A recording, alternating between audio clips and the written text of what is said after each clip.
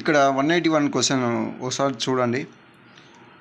మనం ఎగ్జామ్లో వచ్చినప్పుడు చాలామంది ఇది స్కిప్ కొట్టడానికే ట్రై చేస్తారు. అరే అప్రాక్సిమేషన్స్ అది నెంబరు ఎలానో ఉంది, చేస్తామా అసలు అనే డౌట్ క్రియేట్ అవుతుంది. అదే నేనైతే ఎగ్జామ్లో ఎలా చేస్తా ఏమి ఇలాంటి ప్రాబ్లమ్స్. ఫస్ట్ వాళ్ళు స్పెండింగ్స్ అన్నీ చెప్పాడు. 13%, 17%, ఓకే అంతవరకు 30% కంప్లీట్ అయిపోయింది. Remaining the amount spend on party was 600 more than the total amount spend grocery and transport. Okay ఆ రెండు కలిపితే 30%, ఇక్కడ 30%, బట్ 600 మోర్. ఇక్కడ ఆ తర్వాత మీరేం చేయొద్దండి. కొంచెం క్వశ్చన్ చదివాక ముందుకెళ్ళినాక if after all the said expenses he was left with 15,400.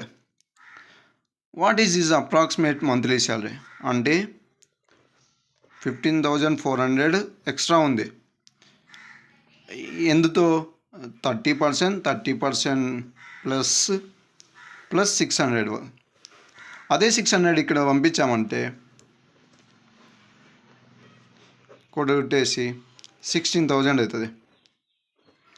ఈ 16,000 అనేది 100 మైనస్ 40% అవుతుంది.